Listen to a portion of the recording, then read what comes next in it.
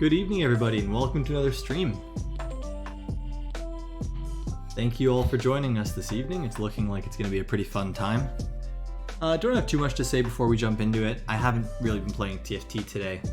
Considering I went so hard yesterday in the grind, I wanted to take a little bit of time, make sure that I don't get a bit of burnout before things really get started. So with that, I think we're probably good to just jump into things.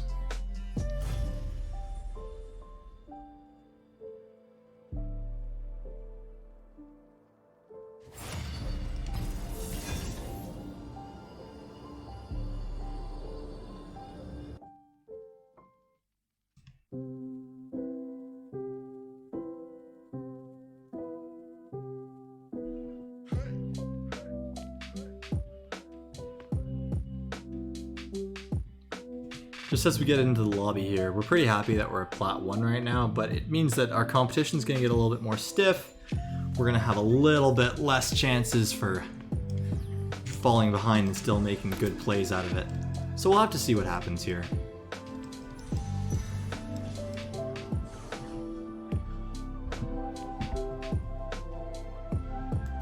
But as always, we're optimistic, we're excited, and we're looking forward to what we find on the night.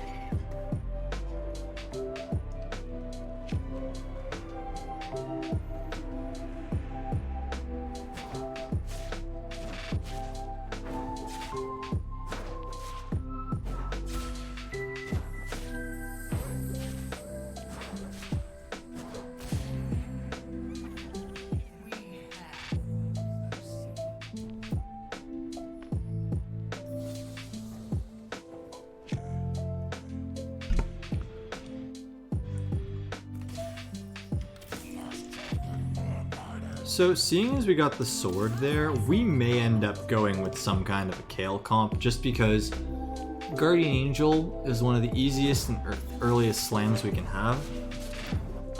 We could also see what we end up going here, what we end up finding, because I'm not above keeping options open towards something like a Jax. I wish I could have grabbed that Poppy there for the early double knight, but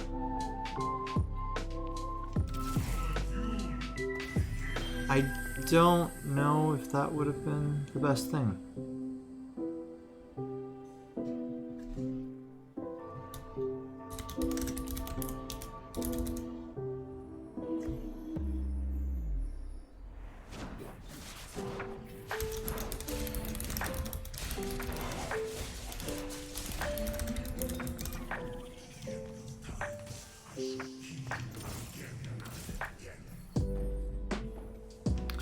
So here we get pretty lucky with the triple Skirmisher opener, and considering that we haven't really committed any items yet, we could just look to put the Bloodthirster out and start working towards Jax items.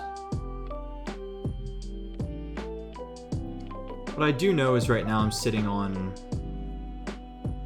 about 7 gold on bench, so I could potentially get to 10 gold on a win here. I'm going to make the Bloodthirster because worst case means we end up going something like a Jax or a Draven or even an Aphelios, but best case, it lets us start to get a win streak here.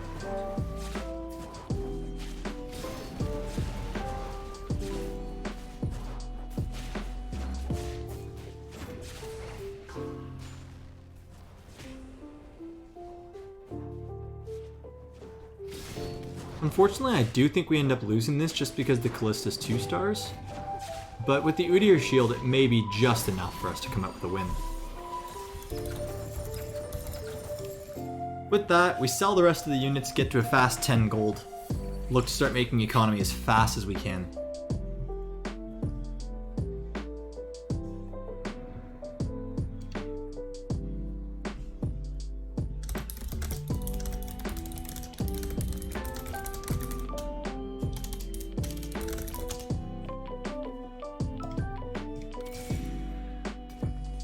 So I could have grabbed the Shadow Crit Glove, but I noticed that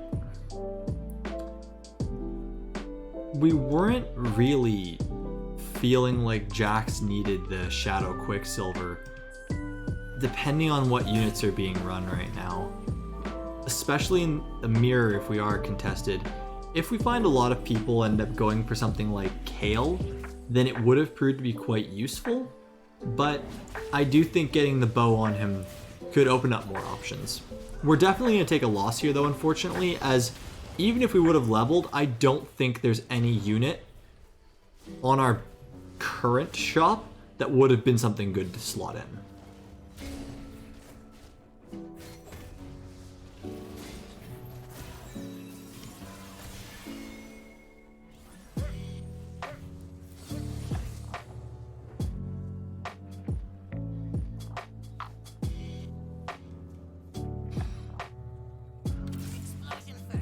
So here we just buy the Ziggs, knowing that we want to stay above 20 gold to try to get as fast economy as possible.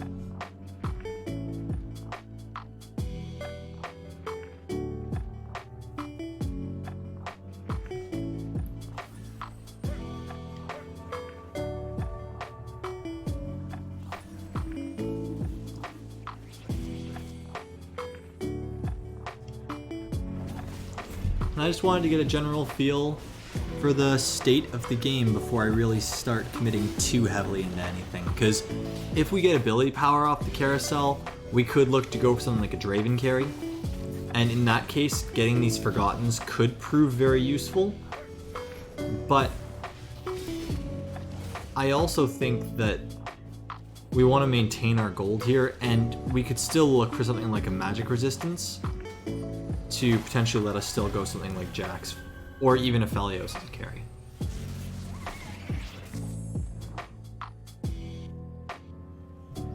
Yeah, and there's a magic resistance and a shadow glove. So now that I've thought about it more, if I can, I definitely want to try to grab the shadow glove,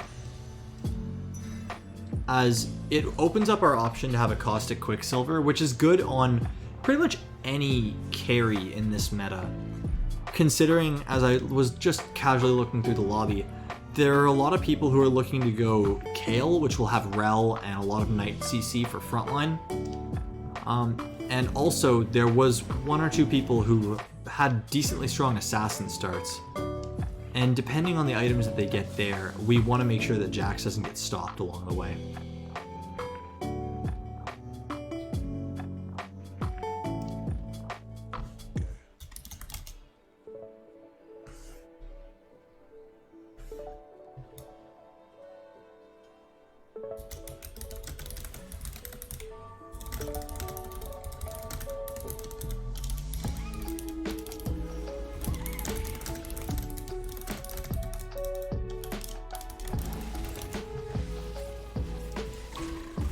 So here I definitely want to buy this Udyr to try to get us towards strongest board. Even though it puts us below 30 gold, I still think it's going to be important, as without it, we're going to start taking some pretty heavy losses.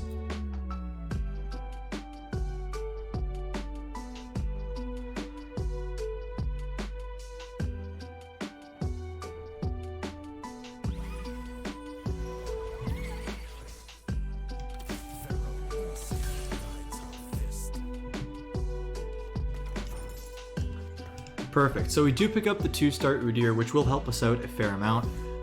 We're just hopeful here that we find any sort of unit that can slot well into the composition in terms of damage and potentially survivability.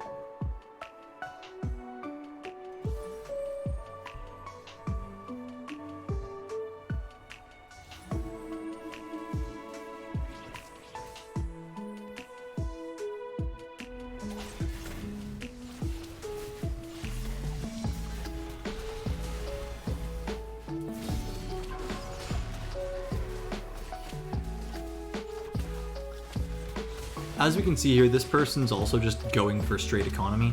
It looks like their board is pretty much as weak as ours, but thankfully because of our 2-star Udyr, we're able to come out with a win there.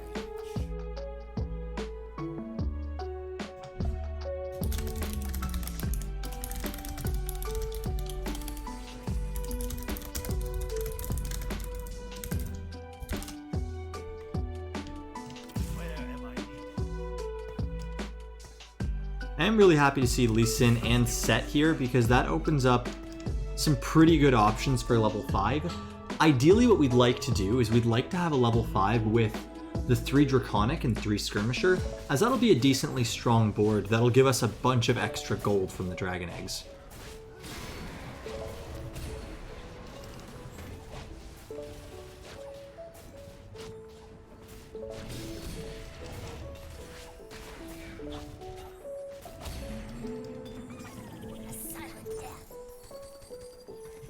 Perfect. So we find the Ash, and we definitely want to level here, because we know that putting in our 3 Draconic will be really, really powerful for us. We also have to decide if our later game composition is going to want to run 6 Skirmishers with 4 Dragon Slayers, or 6 Skirmishers with just the 2 Dragon Slayers that come with the build, but then we can run spare units like a potential Ironclad, or potentially like Ironclad 3, or potentially just a Rel plus a Darius to reduce the armor of our opponents.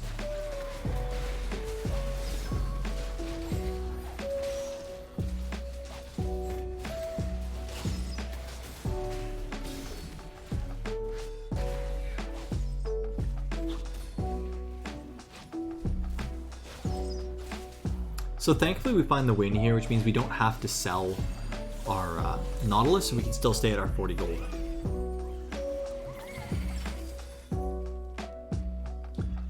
Now, since I have so many crit gloves already, what I might look to do here is just to grab the extra sparring gloves, knowing that what I can do is I can just make a Thieves Gloves on someone and turn them into a backup carry. As far as who I would do that with, I'm gonna end up putting that on Trundle, as I think he'll work well with physical damage or magical damage items. Because any magical damage items will help with his steal, and physical damage items will of course just help in general, as we're gonna just get consistent attack damage every second from Skirmishers.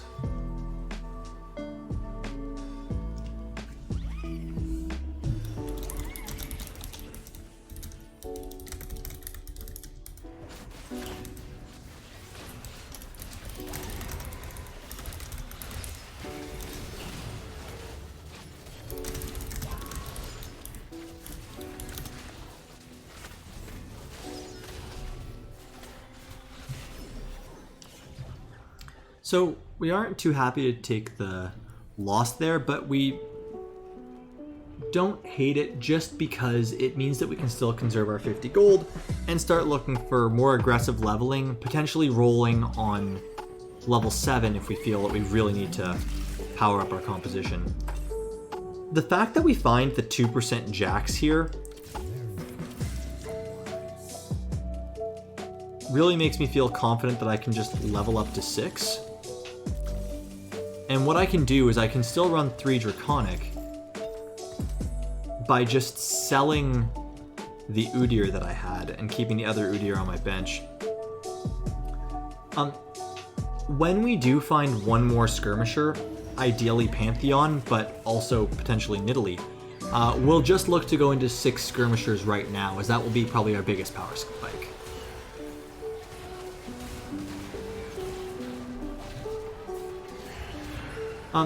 On Carousel here, we definitely just want to grab ourselves some magic resistance if possible. Yeah, but picking up the Jax there is an extremely big deal for us, as it really just lets us save our health. The Jax with the Shadow Magic Resist would be perfect here. I think it'll probably be gone. In the event that it is gone, we'll look for Rel or Rise. Yep, so we're going to end up taking the Rel here, because what we can do now, instead of keeping Draconic in, is we can just put in 3 Ironclad, making our units very, very durable, and selling the Rel when we get another one.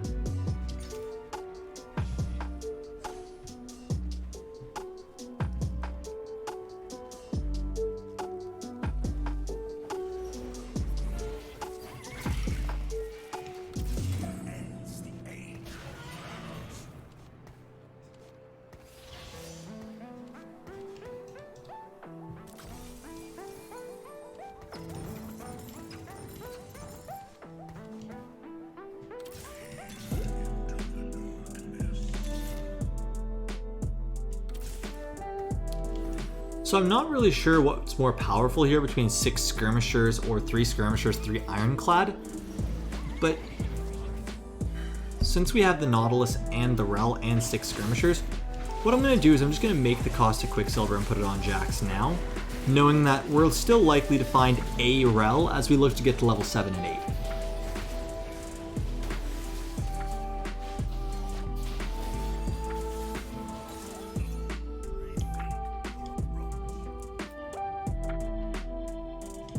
From here, I want to make sure I start looking to level because I'm falling slightly behind the curve on where I'd want to be.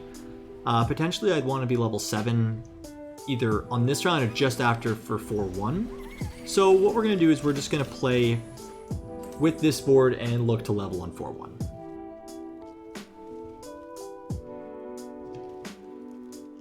As far as with the items that we haven't really gotten any ability power, so I don't know if Mordekaiser would be the best option. And also with an ability power, I would want to just make a Locket of the Iron Solari to make my units stronger since they're all going to be on the front line. So what we really want to do here is we want to just make sure we get to level 7, potentially roll, seeing as yes, we do have 6 skirmishers, yes, we do have the Dragon Slayers, and it's a very strong trait for us. However, every unit we have is still 1 star. So that will really make it worse for us very soon.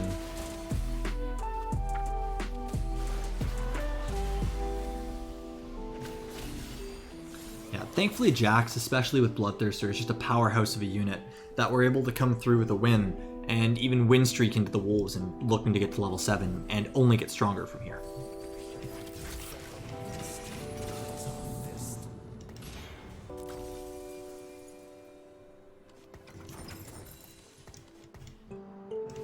So now that we've hit level 7, we're not going to roll right now, but we wanted to hit it since we can stay above 50 gold and give us better odds of finding our 2 cost and 3 cost units. What we'll look to do is we may look to roll down as low as 40 gold next round, just to see if we can find some pairs here.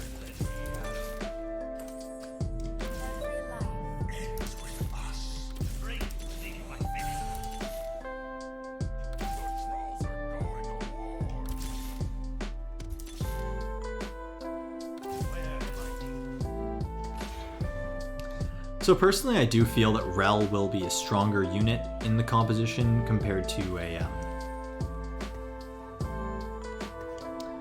Rel will be a stronger unit compared to Nautilus, as she'll just do more in terms of area of effect. I'm also going to just put this bow on Jax, because we could potentially turn it into a rapid fire cannon, Ginsus, Runons. We'd be happy with a bunch of different options for him, as we just want him to start getting more attack speed at this point.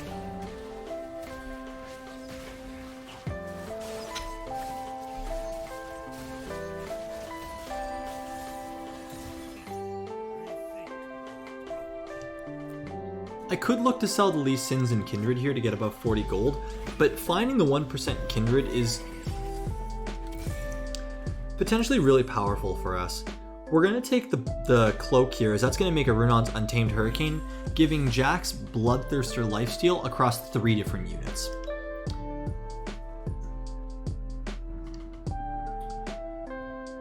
Also, since I don't see Kindred going in at level 7, at level 8, and I don't think we're going to go for level 9, I'm going to sell the Kindred, and I'm going to buy the Nidalee.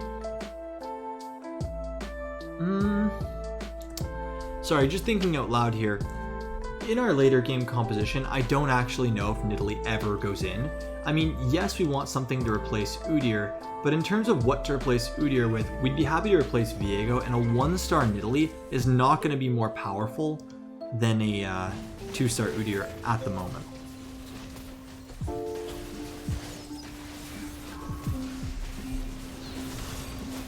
Now, regardless of going for our 3 Ironclad or 2 Ironclad plus just a Darius, or potentially looking for a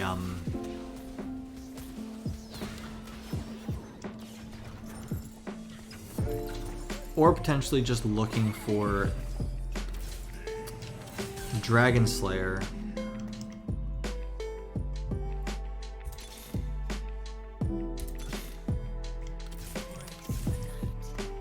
I do think that the Dragon Slayer will be stronger in the lobby, seeing as people are going Knights, and there are some high rollers, so they should be able to get the damage bonus off. Seeing that we're also going to be contested here, I may look for a more aggressive level 8. I just really wish I could have found another pair for any of my Dragon Slayer units, but I mean, since we're only missing one of them, we'll feel pretty good just leveling to 8, probably on 4-5 here. As we know, we need to find another Jax to be in a good spot, and we would really do well with the Dragon Slayer power buff. What we'll do with Mordekaiser is we'll end up putting the Bramble Vest on him, or at least one armor. And I want to see what we end up getting on Carousel here, because if we do find an ability power, yeah, if we find an ability power on a Jax, I don't think we'll be able to get it. In the rare event we do, it'll combine and pop off, which is great for us. But realistically speaking, it's not likely to happen.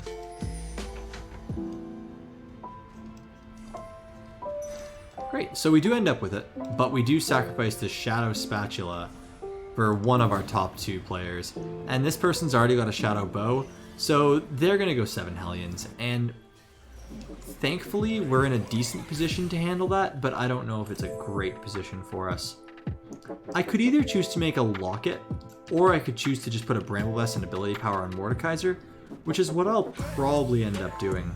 It would completely destroy our economy to level here, so I think the best thing to do is just to wait for a round or 2.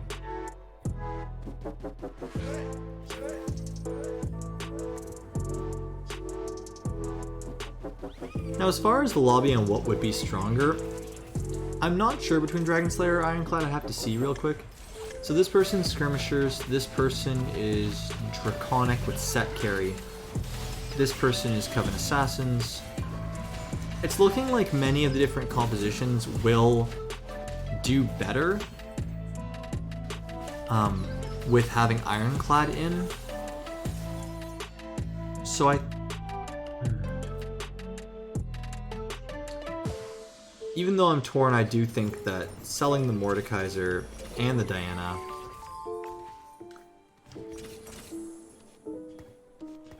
and just playing the Ironclad and eventually swapping Nautilus out with Darius will be the right play for us.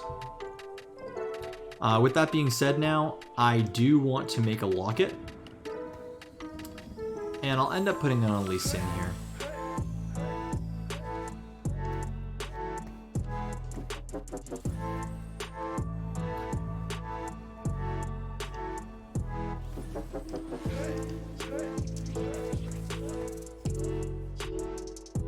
Considering we've only actually gotten 11 item components, we're usually going to get one more here. Also, because of our power spike from Carousel to get a 2-star Jax, we're able to beat the person who is competing against us for our composition, which should leave us in a pretty good spot to get top 4 this game.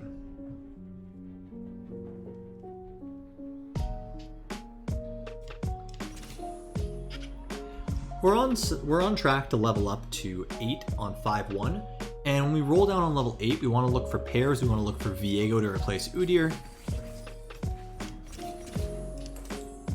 and we want to do that right at 5-1 because we want to make sure we beat out this person and force them out of the lobby. If we are able to force them out of the lobby, what we could look to do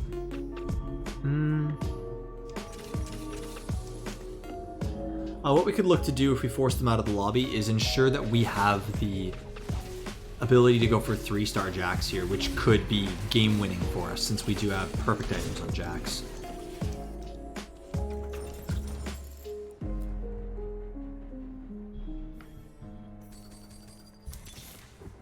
So you'll have to give me a minute here now that I'm level 8. I'm going to start my roll down.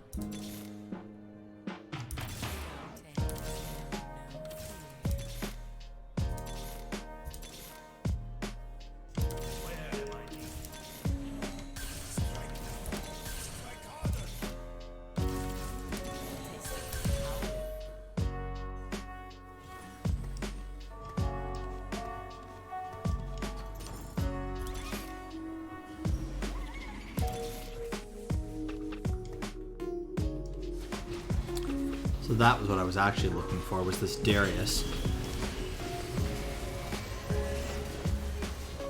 And what we'll do here is we'll sell this extra Lee Sin and we'll buy the Darius. Because yes, 3 Ironclad is great at saving us 50 extra armor for our teammates, but I think getting a 70% armor reduction on 3 units will be much better for Jax to be able to consistently carry for us.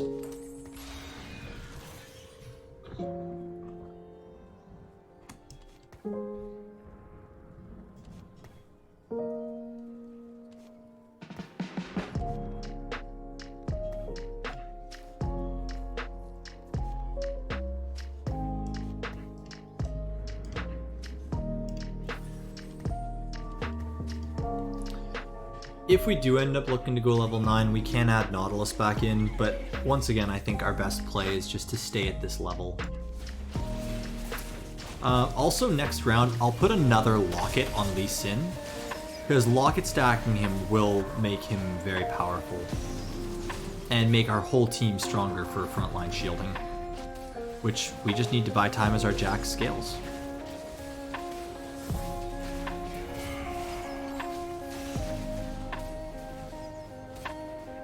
As you can see here, Jax's attack speed is just getting to be too much to handle for our opponents.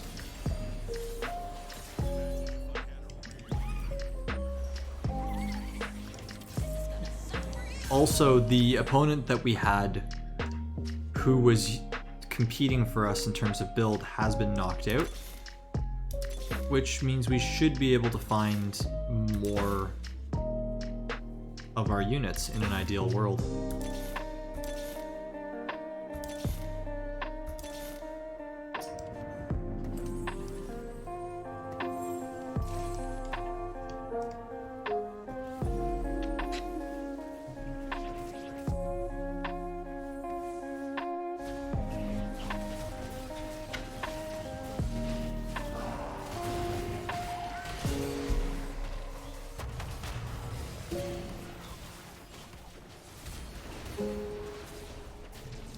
Yeah, and you can really see the power of the Runon's Untamed Hurricane here, as even though Jax wasn't able to get to their backline units, you look at the damage graph and he still was able to put out 6,000 damage basically across the fight.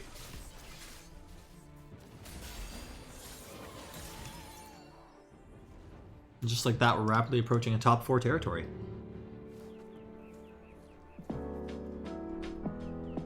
With our current power level and the health we have, we could look to actually save for level 9 here, but that means we have to concede that we won't get the Jax. If we're able to pick up the Teemo and get the Ironclad spat, that means we would completely remove the need. But unfortunately, our opponent ended up grabbing that. So what we're going to look to do here is we can grab the Skirmisher Spatula to accomplish something similar.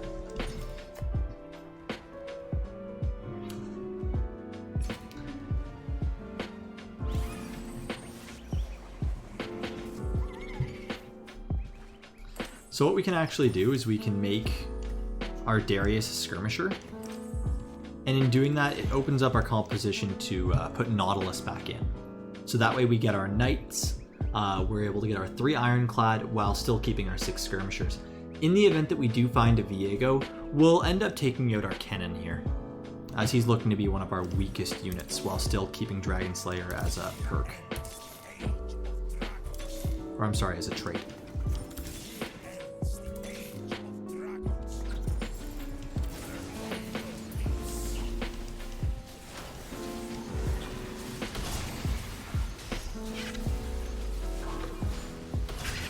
Also, giving the Darius stacking attack speed will only do better for us, because if he's able to cast more consistently, he'll just be shredding or dealing even more damage to our opponents. Unfortunately, we were just too slow to beat this Kayle with the way our composition is now, but I think with a 2-star Darius we would have been able to make it over the edge there.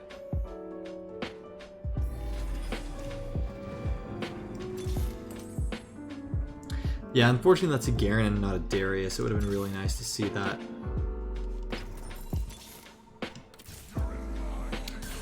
But thankfully we hit the 2-star Trundle, and even though it doesn't seem like much, getting a 5% stat steal percent makes a bit of a difference here.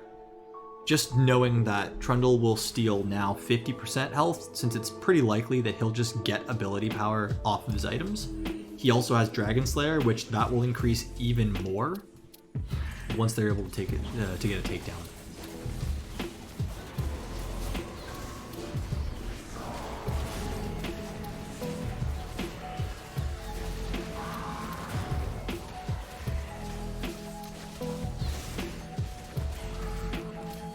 Yeah, and thanks to our Jax having the Untamed Hurricane, it really just let us tear apart that Hellion player. Unfortunately, we're not able to knock them out here, but we're feeling pretty good now that we're in top 4.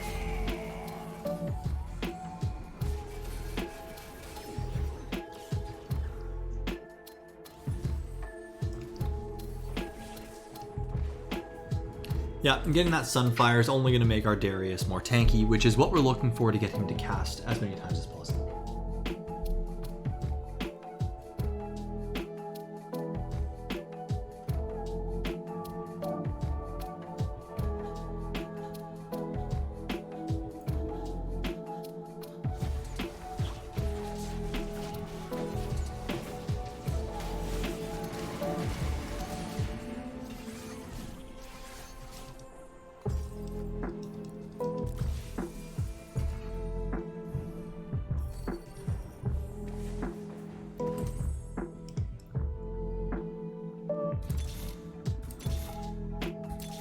So it's not a super likely chance, but we are still looking to hit Jax's, or at the very least a 2-star Darius, as we're so late in the game that there's no real way to try to save up enough gold to get to level 9.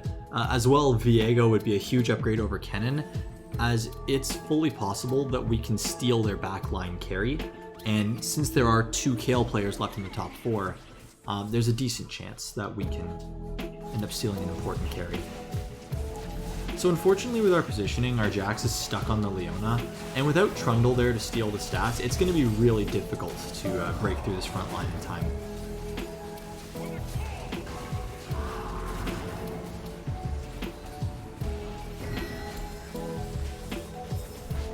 Yeah, as you can see here, Jax just was not able to break through that front line. We may need to look to reposition so that Trundle hits the Leona to give us a better chance for that.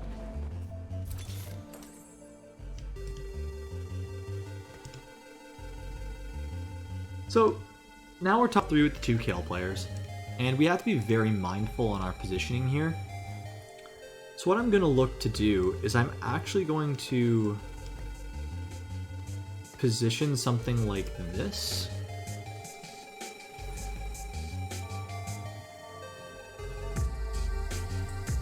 So that Trundle may be able to walk up and take some stats from their frontline tank.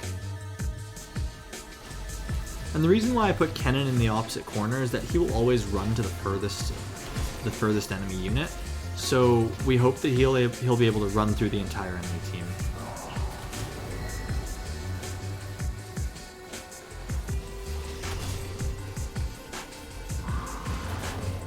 Yeah, unfortunately, thanks to the Ascensions here, it's looking like we're going to get a 3rd place finish, but against the potential of 2 Kayles, we're not too bothered by it.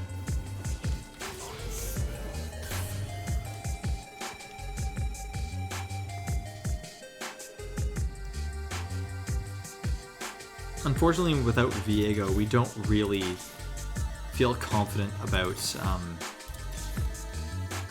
getting to their backline units, so we just have to hope that we're able to crowd control them in time.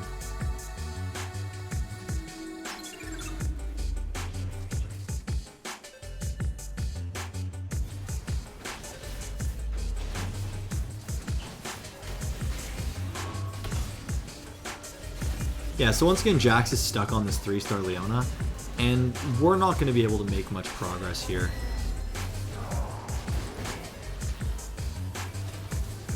Even with Darius removing so much armor from Leona, she's just taking such flat flat damage reduction that it's not really going to matter for us.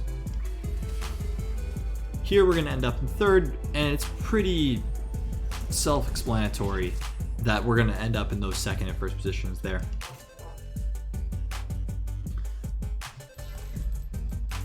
So with that first game of the night, we feel pretty good, ending up in third place overall with 2 Kayle players in the lobby. We were able to beat out the other person to finding our Jax early along with our items, which made us able to last so long. We were also able to find the Runon's Untamed Hurricane for Jax, which we very much needed in order to defeat the Hellion player, who was able to get 7 Hellions. With that, I think we're good to move on to the next game.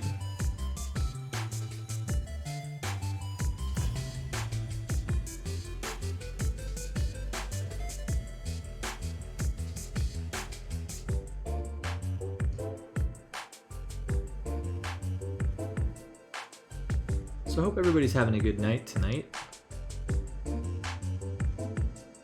Hopefully we're able to learn a little thing or two on the stream.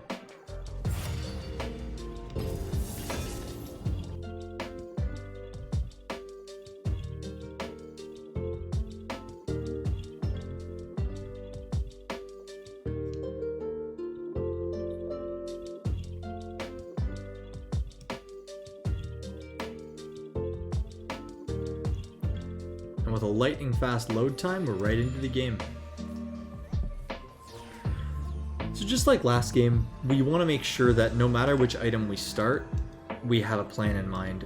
So this game I'm going to actually look to grab a tier start here, in the hopes that I can end up going something like Karma, Vel'Koz, one of the carries that's able to damage the backline and, at least in the early to mid game, be able to outpace Kayle. The other composition that I could look for here would be 4 or 6 assassins with a Katarina carry, and once again, you would want a blue buff for her, so that she can just hop, skip, and jump all around the map.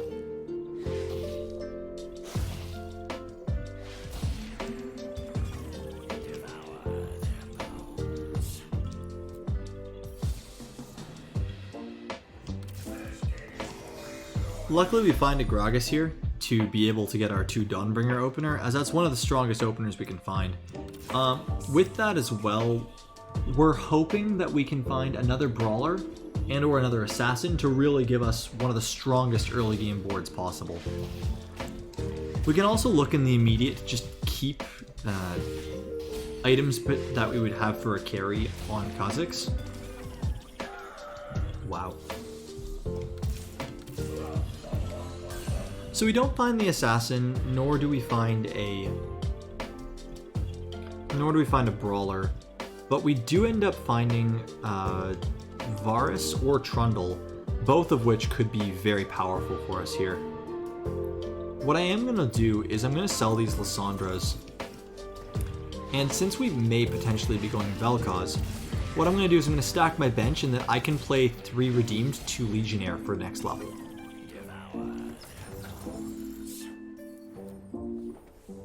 Now that I'm able to get to 10 gold, what I may end up doing here is just, even if I do lose the round, I'm happy to just sell these spare units.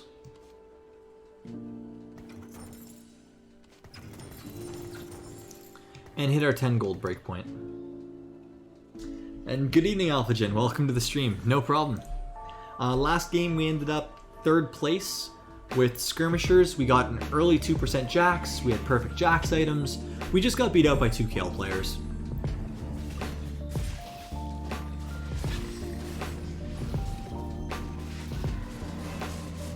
And in this game, we have a decently strong opener, but unfortunately compared to this opponent, who had a fast level 4, along with pretty good items for LeBlanc, which will eventually go on to Vel'Koz, we definitely take the loss on that. But we do have 10 gold, so we can start getting our economy as fast as possible. See, I don't really know what they would end up doing even if they did a B patch to hotfix Kayle, just because they could raise her level 1 time to power up to 6 seconds instead of 5, but I'm not sure if that would even do enough.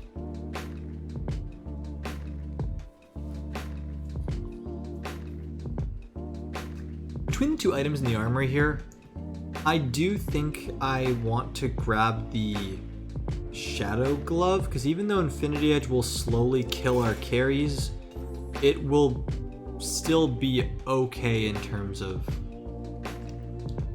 a viable damage option. I also want to make sure I level here, even if it is only to throw in a spare Gragas.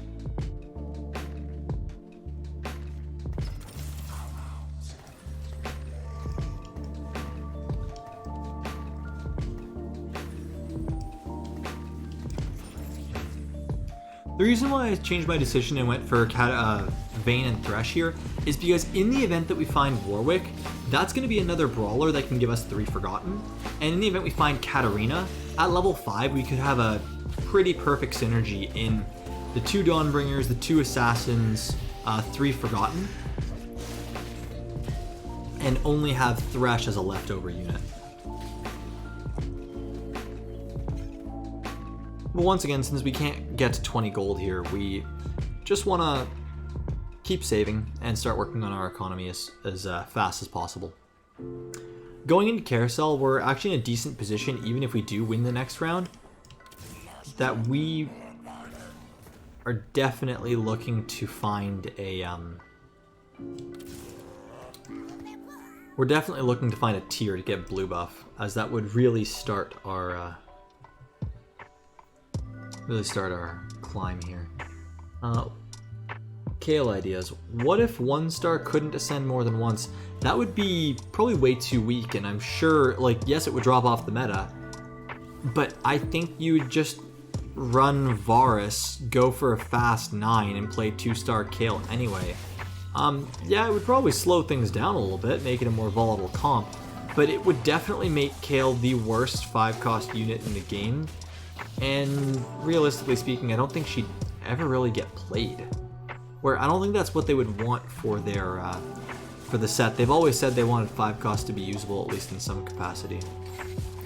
So unfortunately, because of this Warwick, we are going to take a loss here. But we should take a pretty perfect loss, all things considered.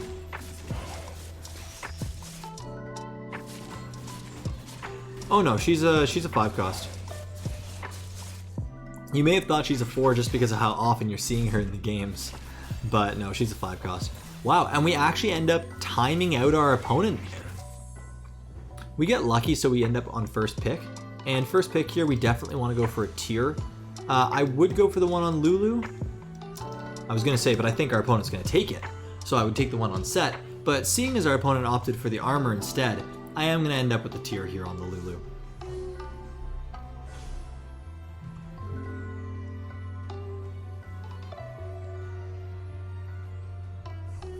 So now that we have a blue buff, we can feel confident in either going for Katarina or Karma, considering we have some Dawnbringers in our opener.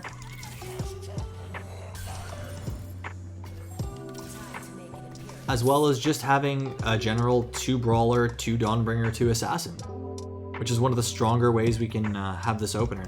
The reason why I kept the Nunu here is because it's fully possible, for the sake of a mid game, that we could go 4 Brawlers.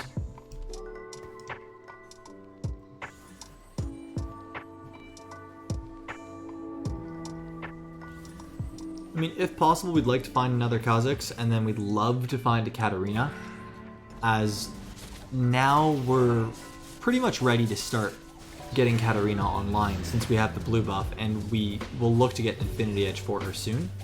But as you can see here, we are very, very weak at the moment, and we'll be taking a couple of losses, so we want to make sure our economy is going stronger. What if they change to 6.5 seconds, but 2 stars is 4.5 seconds? I still think 2 stars 5 seconds is fine, to be completely honest.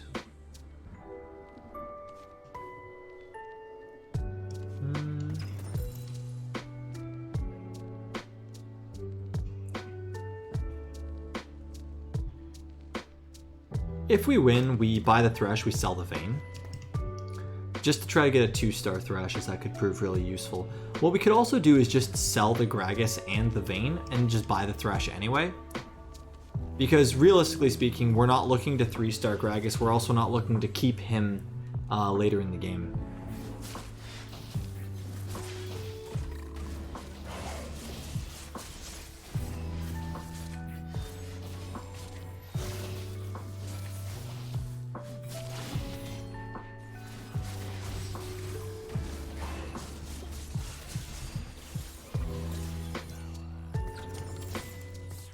Yeah, so I sold the Gragas, just talking it through, seeing that a 3-star Gragas isn't what we want to do with our gold anyway for our composition.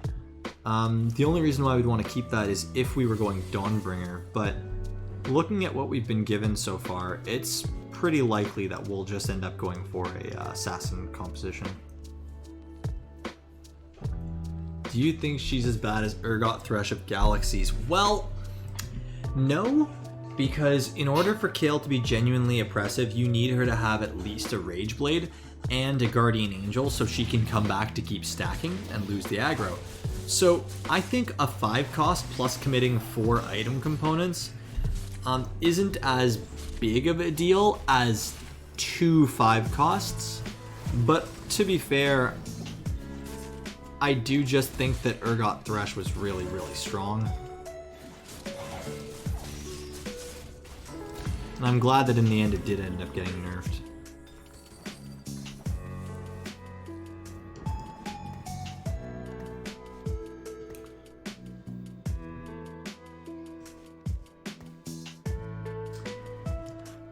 So here what we do is we're going to wait till the armory on stage 3-2 to see if we can potentially get a regular Shadow Gloves, or sorry, regular Thieves Gloves.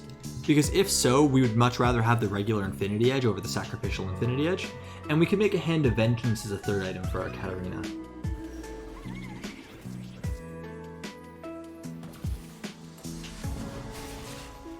Also, if we got ability power, we still have the option that we could go Dawnbringers with Karma with the blue buff and just have the a Gunblade plus the potential for the Shadow Jeweled Gauntlet.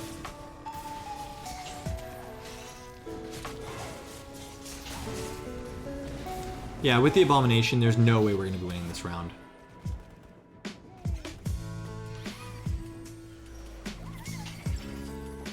So here we find another sword or a belt.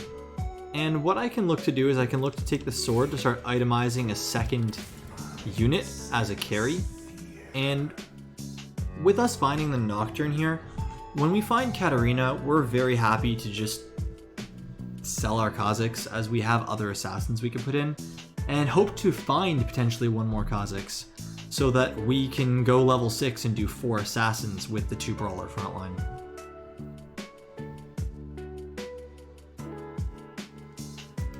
So our priority on Carousel will end up being another crit glove followed by ability power, because if we do get a Gunblade plus the Shadow Infinity Edge will be fine for Katarina because she'll be healing up as much as she's dealing. Our biggest issue right now is that we're just really underpowered because all of our damage threats are 1-star. So even though our frontline survives for a fair amount of time, it's not really doing anything without a Sunfire or a way to continuously deal damage to our opponents here.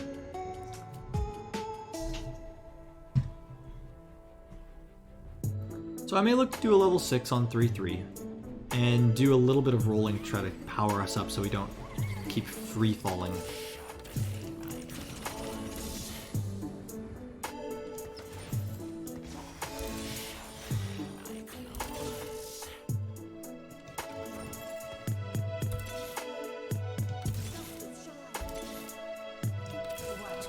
So unfortunately we didn't find any Katarinas, but we did find Soraka and Nidalee, which means that we have 4 Dawnbringers. So what we may end up doing with our composition is we may feel strongly that we can just go for Karma here.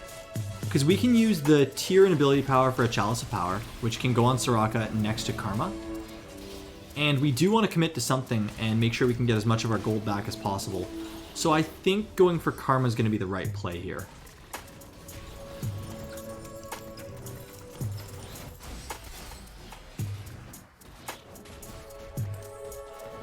Knowing that we're going to be going for Karma, I feel comfortable just throwing an item out onto LeBlanc to try to help us with a win here, just to break our loss streak going into Carousel.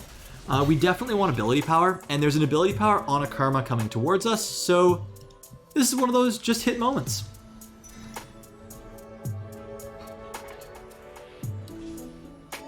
Now, without another ability power, I don't actually believe that the Karma will be good enough to take a Shadow Jeweled Gauntlet, because she'll be consistently dealing a percentage of her max health to herself per cast.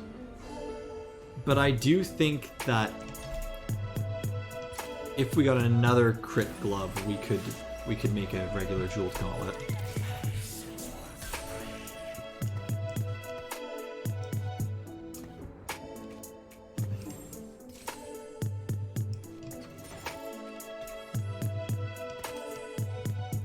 So getting Karma in play here is one of the most powerful things we can do.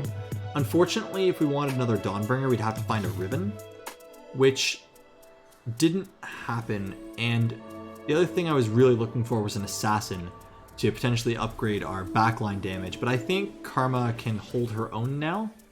So we'll have to see if we're feeling strong enough between our 5 Dawnbringers and Karma, who should start very rapidly throwing out her abilities here. Yep.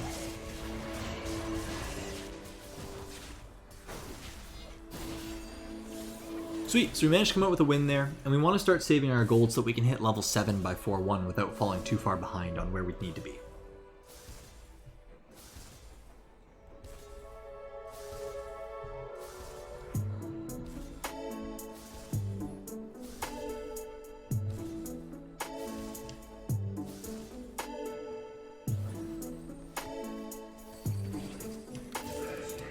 Yeah, if we had an extra ability power, I would definitely just do the Sacrificial Gauntlet plus a Gunblade, but without it, I don't feel nearly as confident, so I don't think that's the way to go. I also don't believe we'll be keeping these Graguses to look for a 3-star Gragas, but I do think that we can afford to hold on to them, as it's not going to affect our economy or leveling either way for now.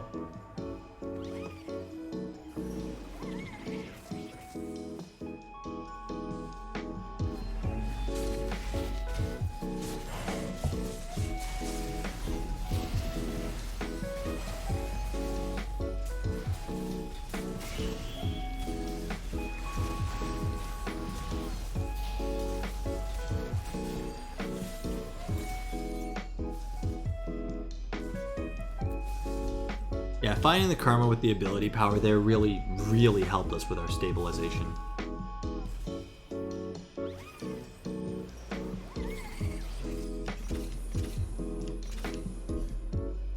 As far as the powerful compositions we can go at level 8, the units that we'd want to run are actually very similar to the units that we would end up running with Jax, in that we would want to have 2 Ironclad as an option with a Rel, seeing that she buys so much time for Karma to ramp up, or we would want to have a the potential of 2 Revenant with Volibear and Ivern working really well for frontline, while Ivern also pulling double duty for our synergies.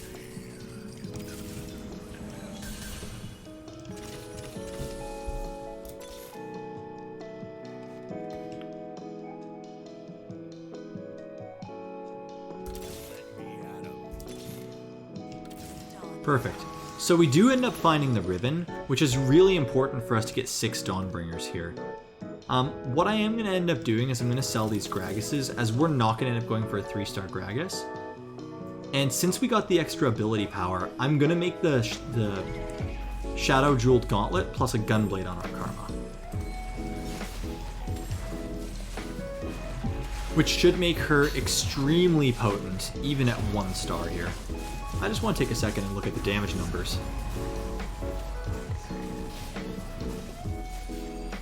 Yeah, so even at 1 star, she did 6,000 damage. And we can now start looking to hopefully find defensive items to itemize our front line that we'll end up wanting to have a Garen. I'm not sure if the Giant's Belt or the Shadow Cloak would be better here, because Shadow Cloak would give us a Refracted Dragon's Claw, and the Giant's Belt would just give us a Zizirot. I'm gonna take the Shadow Dragon's Claw here just because I noticed that there were a number of opponents who were wanting to use critical damage.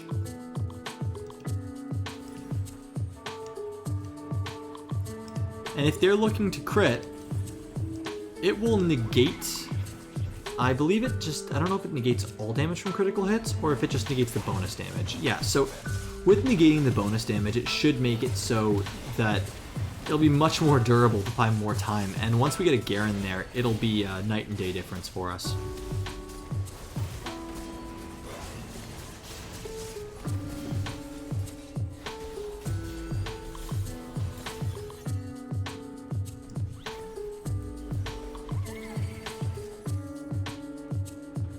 Yeah, so here you can see we're still strong enough, so we just want to start looking towards level 8, knowing that we're going to find our big power point in getting ourselves our Garen, potentially putting in Rel plus Nautilus for the Knights plus Ironclad, potentially putting in Volibear and Ivern. So for now, we're just holding on with what we have. Oh, question. So since 1 or 2 shadow items makes a shadow item, but both items have to be light, are light items supposed to be better? So between light and shadow items, they're not meant to be better, they're just meant to be different. Like yes, there is a power of Sacrificial Gauntlet that you're going to have 60 bonus, I think it's 60 bonus critical strike chance instead of 40, but you're going to be taking a bunch of damage. So you may want to have a second item to offset that. Similar thing to the Sacrificial Infinity Edge. You're going to be dealing the same crits, but a little bit more damage with the crits. And the trade-off there is that you're going to want to make sure you, I wouldn't say it's necessarily harder to get a light item.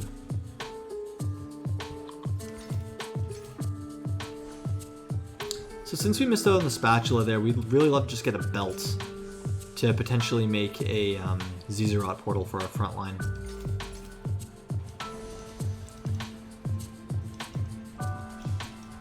In the event we can't get the belt, we're probably just going to grab the tier here.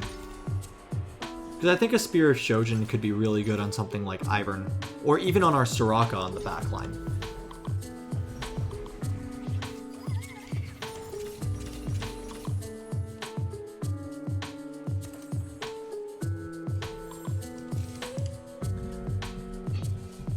I wouldn't necessarily say it's harder to get a light item, Alpha Jin. Because realistically speaking, all the drops from all of the camps, so all the stage 1 camps, the end of stage 2, 3, and 4 are all going to be light items, like light item components. As well, on Armory stage 2, you have a choice between a light or a shadow item. And then on Armory stage 3, it's 2 light items. And then Armory stage 4, you have 2 light and 2 shadow, of course.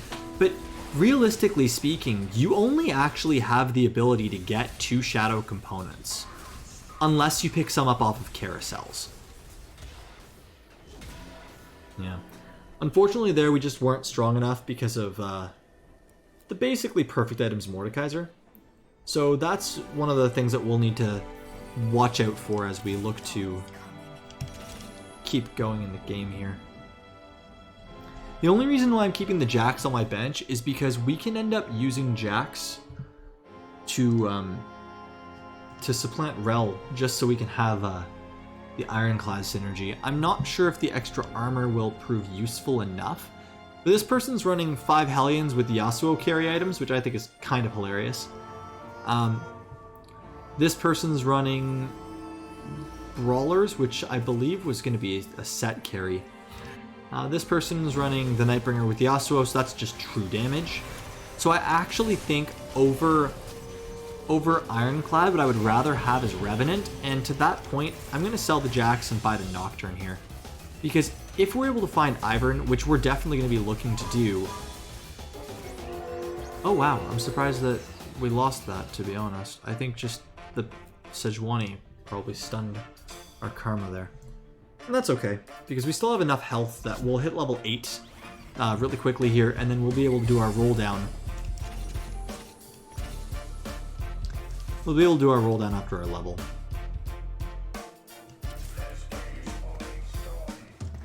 And what we can look to do, since we're not going to be running Ironclad, is we can sell the Soraka and Nautilus to get to 50 gold if we don't get enough gold off the chickens here. Where I think we'll probably get an item component and some gold, but we'll have to see just based on standard distribution.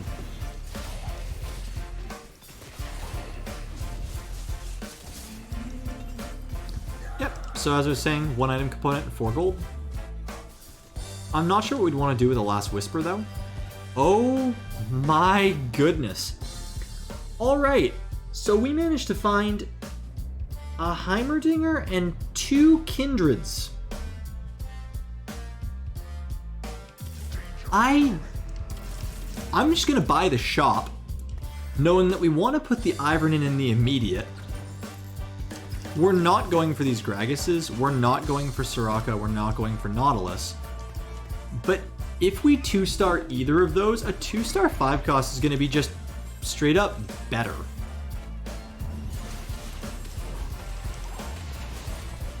Than having an other unit. Unfortunately, we need to start positioning better as we're just getting destroyed by things like Vel'Koz. So we need to move Karma out of the corner. And what we're going to do on the next round is we're going to roll down all of our gold, potentially find a 2-star 5 cost, potentially find our Garen ideally, and also look to find a 2-star Karma. Let's start rolling.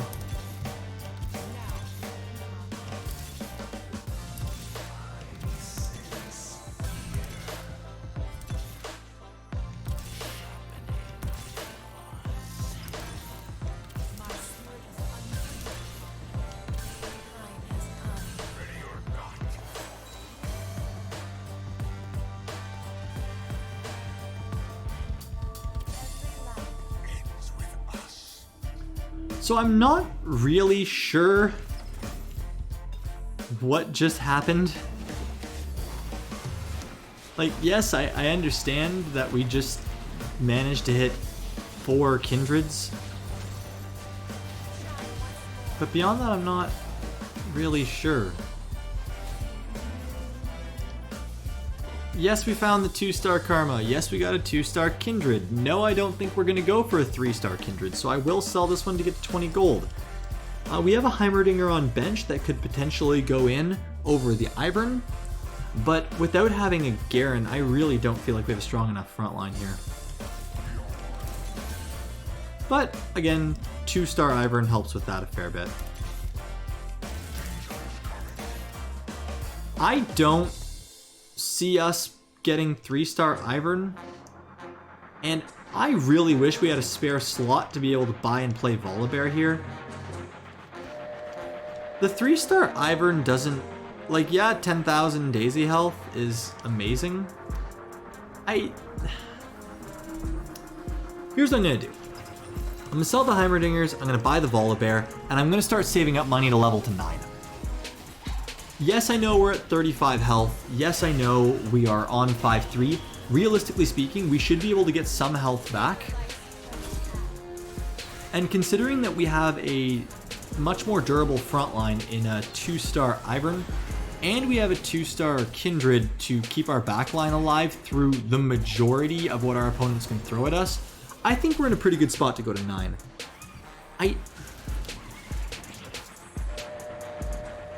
If I had to try to grab an item here, it would definitely be the Thieves' Gloves, seeing as we're a little bit behind on what we want for items. But, and this is the big thing, there's a Karma with a Dawnbringer spat. We're going to take that. And what that's going to do is going to mean we don't need to go to level 9. We can sell this Kha'Zix. We can put Volibear in now. We can stay at level 8 and continue our rolling while putting us 1 Karma closer to a 3-star Karma. Like, personally, I don't really see a downside to this. Because what we can do is we can make, like, our Kindred or our Ivern. I'm not exactly sure who would benefit from it more.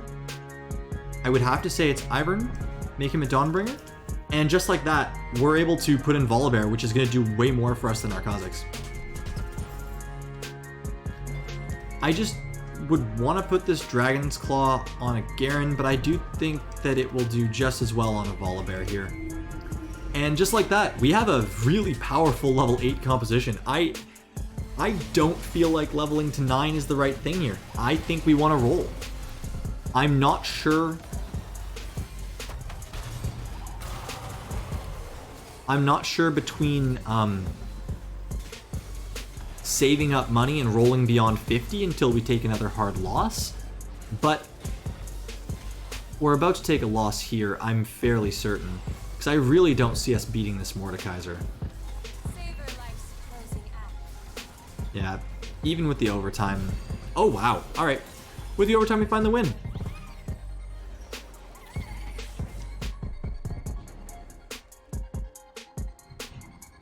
The other option that we could have done was go for 8 Dawnbringer, but I really don't feel like the extra 40% heal is worth it by comparison to having a stronger front line in our Revenants, being able to keep traits with Invoker Brawler, being able to keep in a free 2-star Kindred.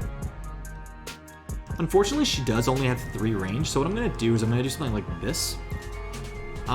Potentially box off our corner a little bit more safely.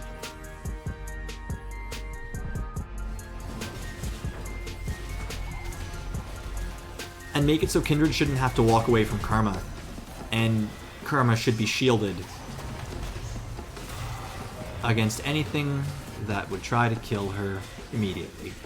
Yeah, seeing as there's another Mordekaiser player here that we're eliminating, we're feeling pretty good about our odds. I'm also gonna sell this Ivern, because no matter how funny it is to get 3-star Ivern, all we really want is a 3-star Karma.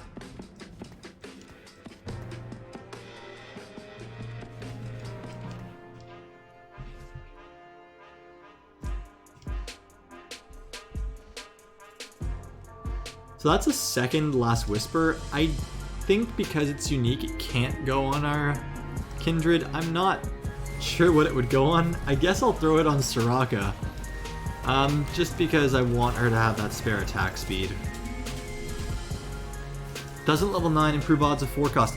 Yes, but level 9 also costs us 70 gold, which we could use for rolling.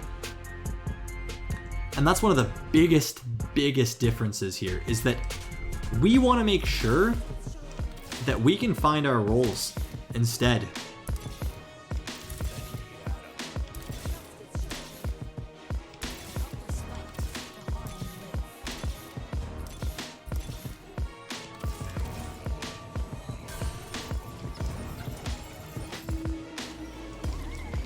Yeah, so you see there how I did a roll down, I bought some forecasts, ended up getting to 6 Karmas and another Volibear. Yes, we didn't find Garen, and yes, we are still looking for Garen, but realistically speaking, we have time.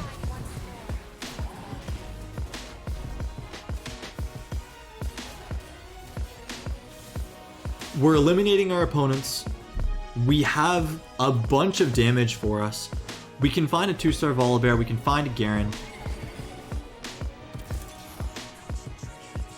I don't know if Soraka 3 is good for us, but we do have her itemized, so I will keep it as an option.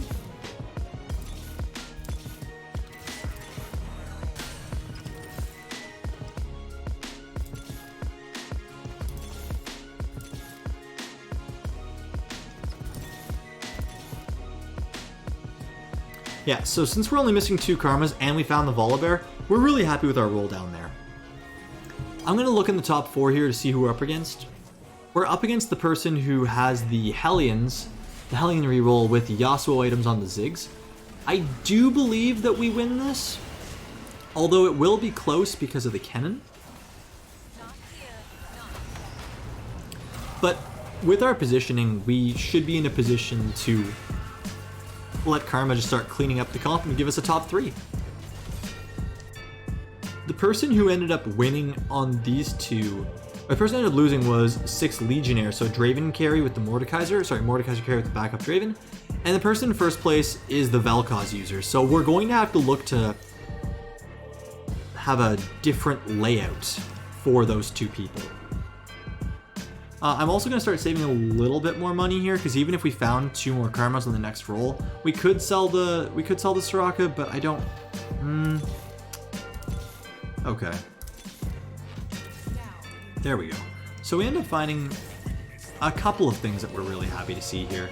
So we find the Garen, and as you can see, Riven is not doing any damage for us. She's just there as Dawnbringer trait. And what I wanted to do is I wanted to make sure Karma was out of the immediate corner so she could potentially start casting without being hit by Vel'Koz.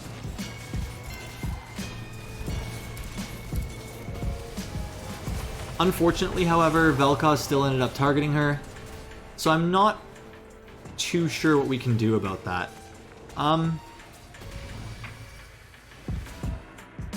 It is close. We do take a loss, but we're only one Karma off, and it's possible we could find her in the carousel. There is a Karma on the carousel. Let's see if our opponent lets us have it. Yep, so our opponent lets us have it. We have a 3-star Karma with what I would say basically perfect items. We also have a Spear of Shojin, which we can put on either of Kindred or Ivern. My personal favorite would be Ivern to try to get the cast sooner. But with that, we have a 3-star Karma. And the damage she's putting out should be high enough that we could potentially win the game here. I'm not sure if it will end up being enough, but if we get away with a quick swap to the other side against the Vel'Koz player, while leaving Kindred on this side, we could come away with a win here.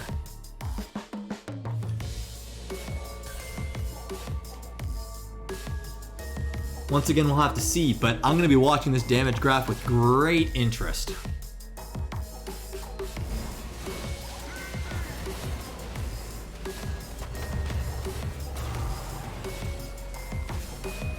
Yeah, so Karma... I don't know if Karma can kill this Mordekaiser. I'm going to be completely honest. Nope. He just attacks too fast for us.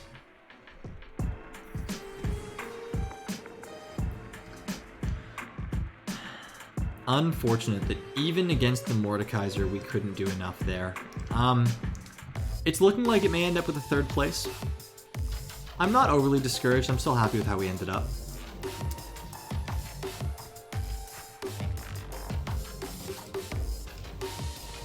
What I'm going to do, since Gragas isn't really doing much for us here, and it would take a lot of effort to have our opponent move their board, I'm going to swap something like this.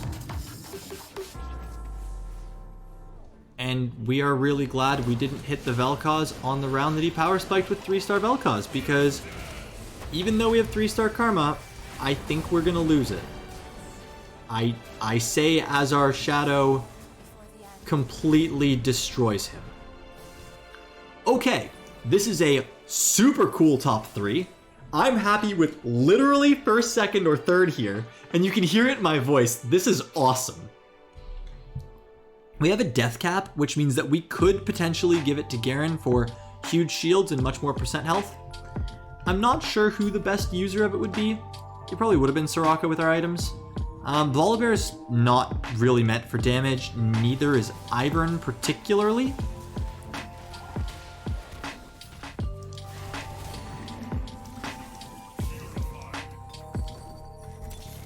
But we need to look to roll here first. We hit the 2-star Garen, means we want to put the death cap on him. Because having a 43% max health damage and 85% health shield is going to be huge for buying us time. I'm not sure if we're in the right position for the Vel'Koz player, but I think we are.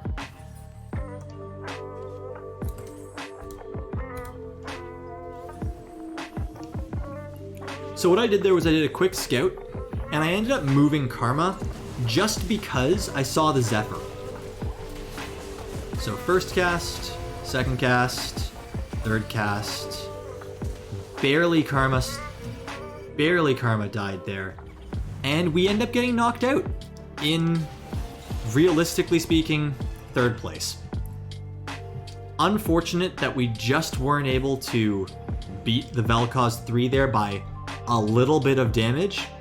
But we gave it all we could. We had 3-star Karma. And you know what? I'm really happy with how we turned out that game.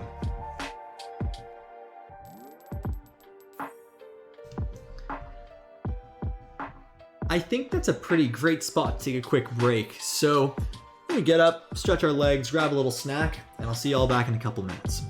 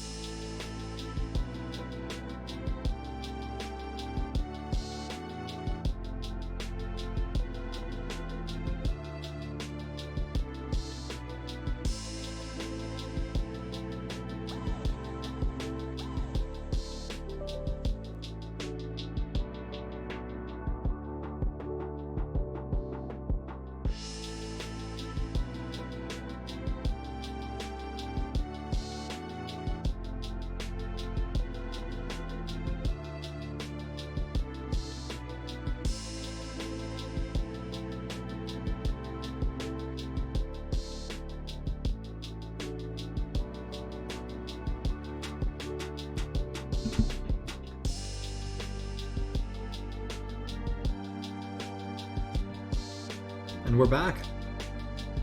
Hope you all had time to get up, have a stretch, maybe grab a snack. And as we look to go into the next game, man, that was a crazy lobby. 3-star Vel'Koz to the 3-star Nunu frontline, ourselves getting a 3-star Karma. Crazy.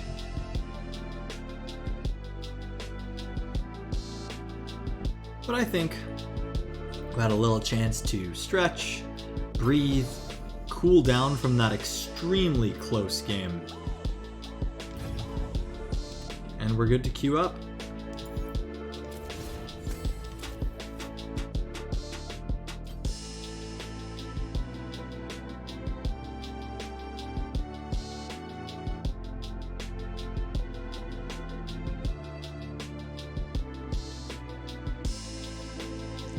Thinking back on the game, I think what would have been the smartest would have been to have moved Karma, Soraka, and Kindred towards the middle of the map.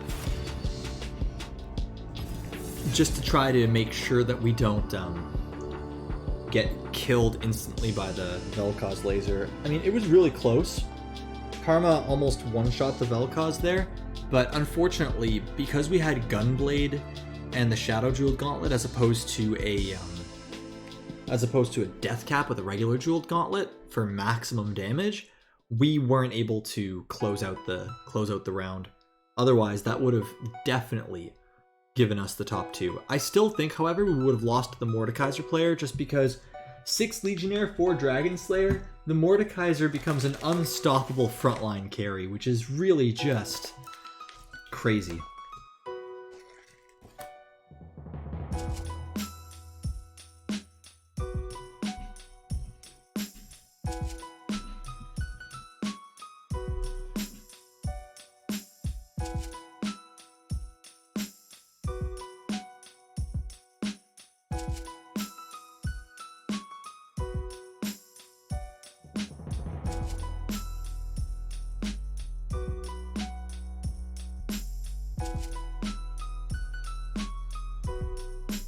Yeah, I gotta say, it's a really nice feeling being almost up to Diamond, but, you know, until we're there and until we keep going beyond it, we can't get too excited yet. But we're definitely happy for it. So, Alphagen, I did want to get a little sense of how you're feeling today, how things are going, and especially how you felt about the last game. Any thoughts on power levels and compositions or anything?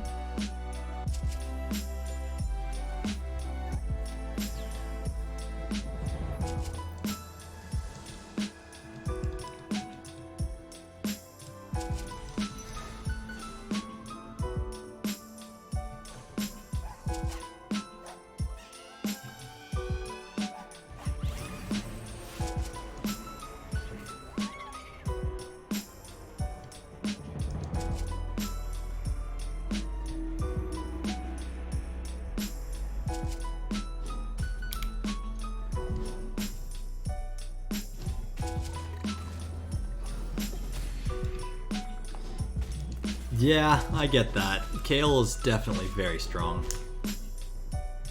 But I really hope that last game showed you the importance of knowing when to level to 9 for the composition compared to when it's best to just stay at level 8. Look for roles, look for your champions, for the maximum amount of power you can get there.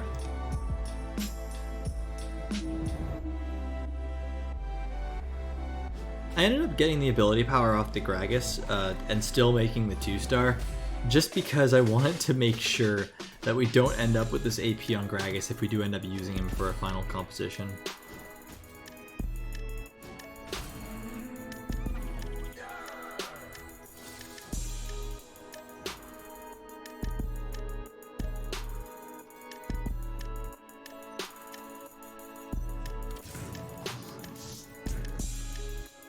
Yeah, I agree. Mord's got some pretty big bonks.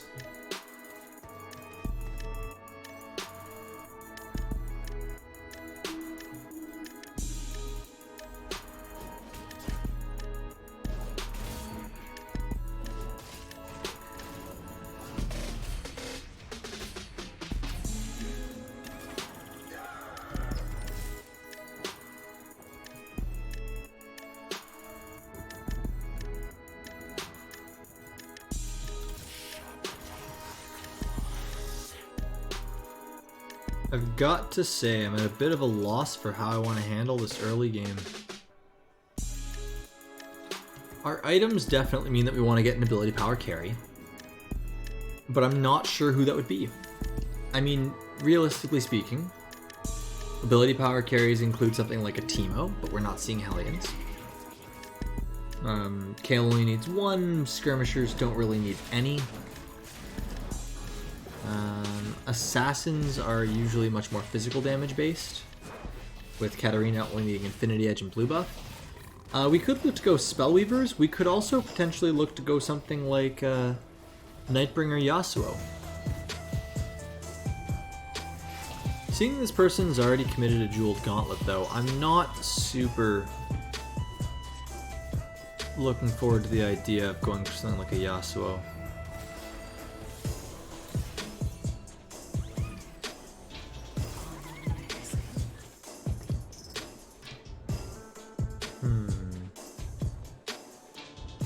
Shadow Armor and a Tier.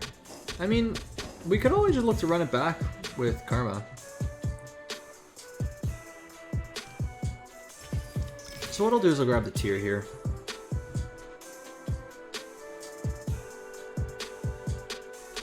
I do also think that for the early round, it'll be a little bit stronger for us to run this board, as we're going to keep 2 Renewers in, along with our Dawnbringers. I do want to get to 10 gold, and since I'm not sure what I want to do yet, I may end up just selling our Cavaliers and selling this Vayne.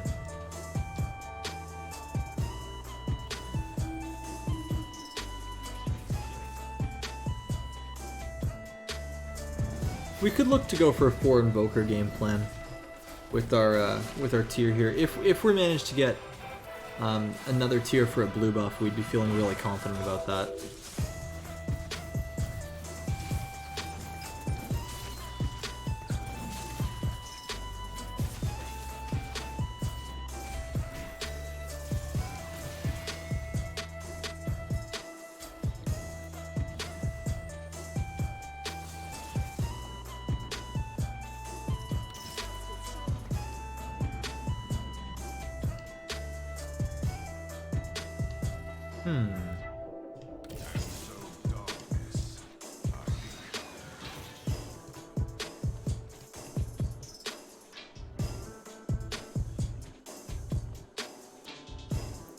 I'm not sure what our strongest composition actually is right now, just being honest here. Because I know Renewers are very good for defensive traits, but we don't really have much in terms of frontline carry. We do have ourselves a Yasuo, which we could look to build around, but we don't really have any bows. And what Yasuo really wants is attack speed.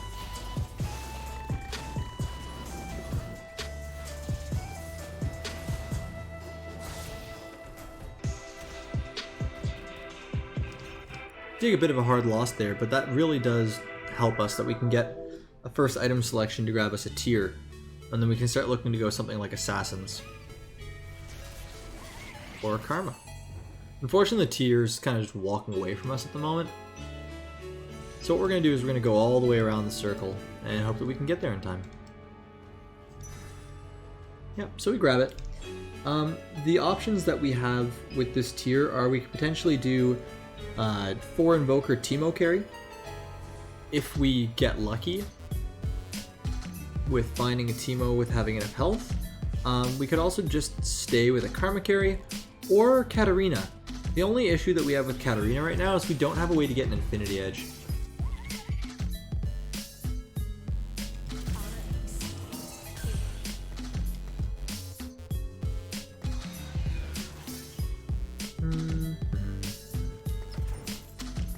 I do think using Lysandra as an item holder is the correct play here. I'm just not sure what we would want in terms of a 4th unit to put in right now. If we would have grabbed the Warwick before, it would have been good to have the 2nd Brawler. Unfortunately, I did not. I'm also just going to throw the spare ability power to start letting Lysandra ramp up in damage.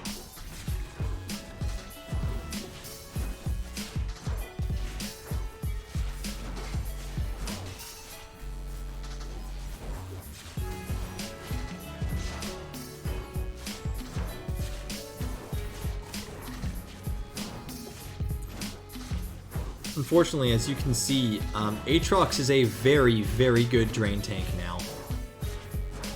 And considering that we've just been stuck on him the entire time, you can really see how powerful he is.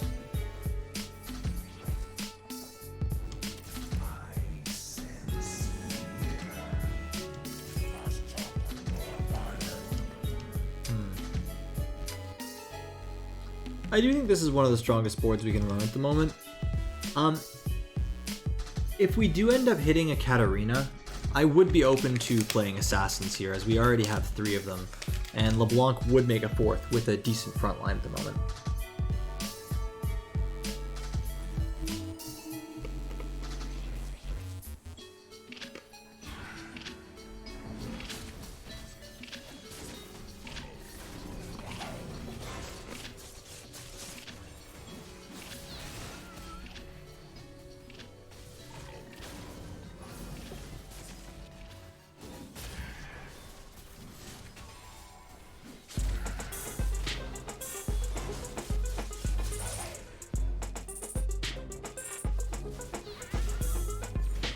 I do think we win this, but it's not as clean as we'd hope it would be.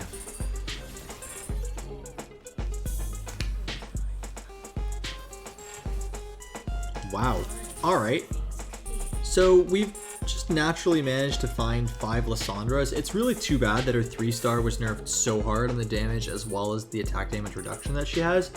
So she's not really worth saving as a potential carry. I mean, even if we hit 3-star Lissandra, it'll still sell for full gold, so I'm fine with it for now, but the second that it starts to get in our way in terms of economy, I will be looking to sell her.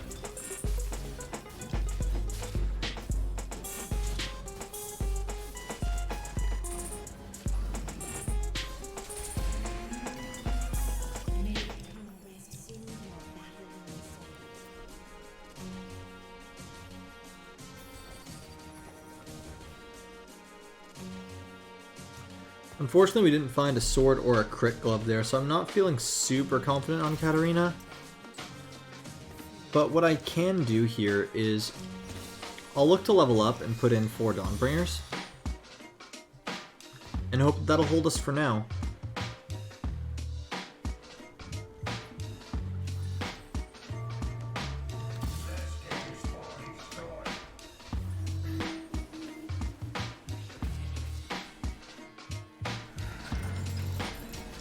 I'm selling the Lissandras for bench space and so I can afford to buy the Katarina in the event that we find something like a LeBlanc or we find a The more I'm thinking about it realistically, the more I'm realizing that yes, we did find the Katarina and that's great, but realistically speaking, we have 4 Dawnbringers, we have a good item holder in a Lissandra, and we have the ability power that we could make Karma into a very powerful carry. I think I might just run it back with Karma.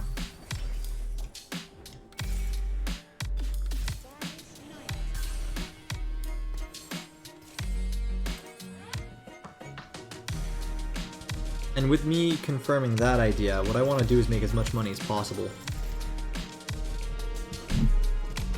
And I could look to get to 50 gold if I sold the spare Gragas's.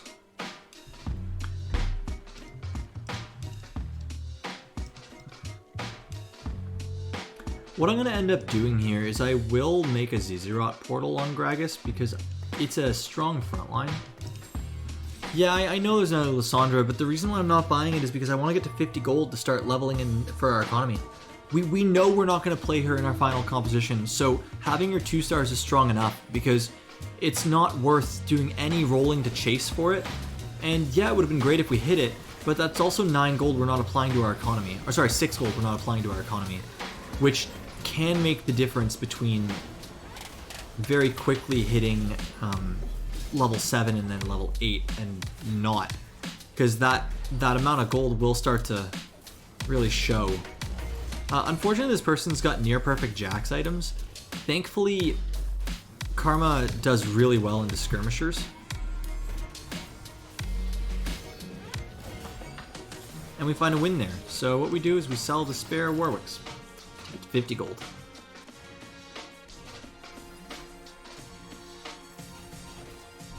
Another Lysandra. Wow. I only say it jokingly just to bring attention to it. So what we'll do is we'll be very, very happy to see a regular or shadow crit glove on the carousel, if we're able to get it. Considering we're so high up in the lobby, there's a decent likelihood that we won't actually end up finding it. So we'll have to see what we can do.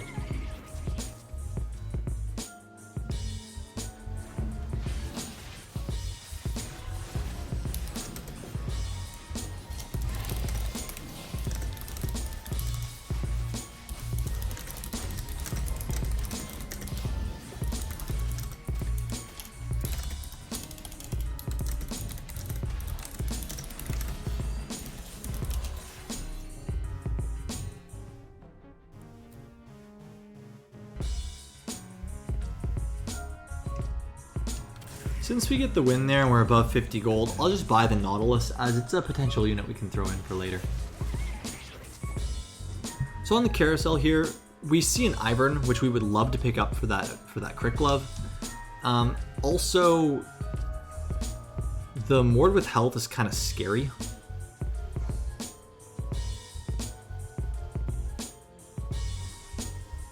So we'll have to see what we're able to find here.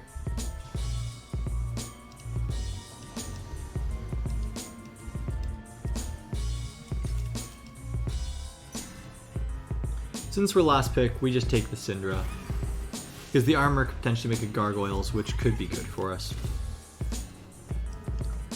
Here on level, I'm actually just going to play the Syndra, because I think she'll lead to strongest board, and I'll start looking to level towards 7 as fast as I can. Because at level 7, we could potentially run 6 Dawnbringer as well as another unit, and we will go up from, I believe it's 5% to 12% chance? Syndra used to be able to perma-stun in 1 vs 1. So, no, she... maybe on PBE she did, but they raised her mana cost to 90, so she really doesn't have that power anymore. Yeah, unfortunately that Warwick just tore through our team, as we are still a bit weak, but thankfully we were able to clear a bunch of their backline, so when it comes down to it, we're only going to lose by 4 units instead of the 6 that they had. If she's itemized, she has the ability to carry in a 1v1. But again, that means committing items to her. What I may actually do here, because Syndra for now is a dead trait, is I might just buy this. Yeah, I'm gonna buy the set and swap that in for 2 Brawler here. And still maintain our 50 gold as we look to level 7. Since we know we're weak with pretty much 1-star everything except for Gragas and Soraka, we're gonna want to level as a 4-1 and do a roll down to 40 or 30 gold to find at least a Karma and potentially a Riven for our 6 Dawnbringers. Because as you saw in the previous game, there was a very large power spike there.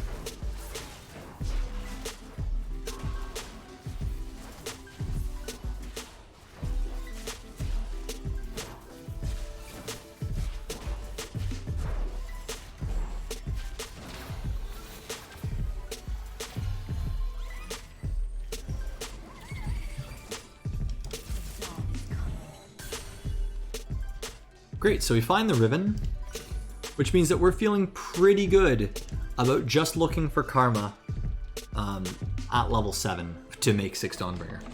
In the event we do find a 1% Garen, I mean, we'll take it, absolutely, but it's just icing on the cake.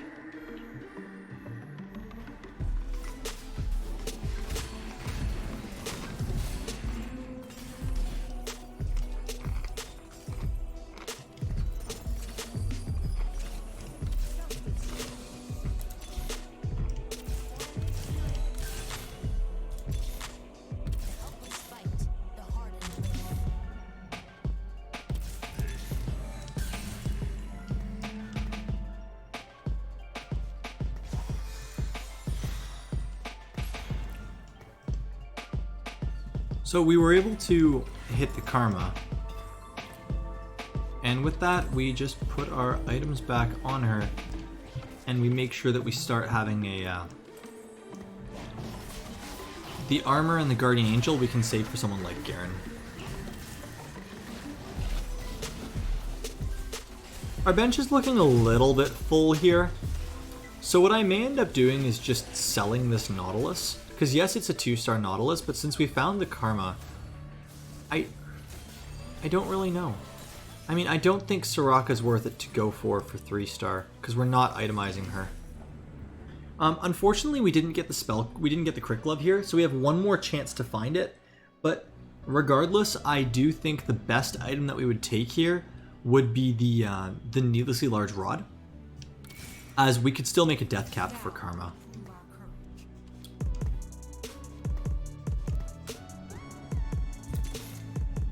The reason why I did a roll there was because it was possible to find another Karma, a Riven, a Nidalee, another Rel, the small chance for a Garen. There were enough units that we could find as an out that I felt good about making that roll.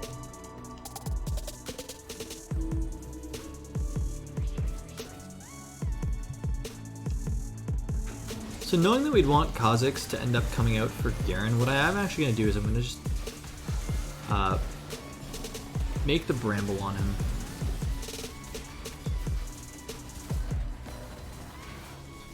So going into Carousel, the item that we'd look for the most would be a Crit Glove.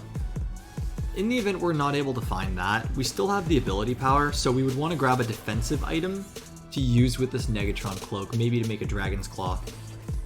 Or we could find an armor to make Guardian Angel, which could be really good for our frontline units.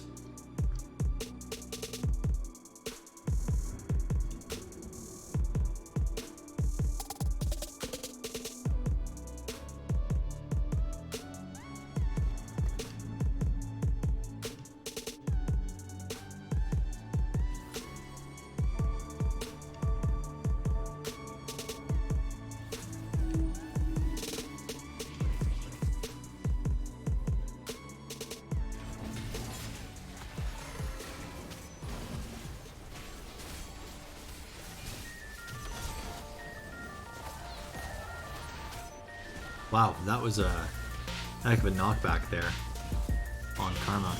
I think we do lose, yeah, just because our Karma's 1-star and she was crowd control for so long with that Shadow Frozen Heart. But hopefully when we go into Carousel here, we're able to find and get ourselves a Crit Glove. If we're not able to get that, we'd still take an armor, but I'm sure that the armor will be gone pretty quickly because it's on a Teemo.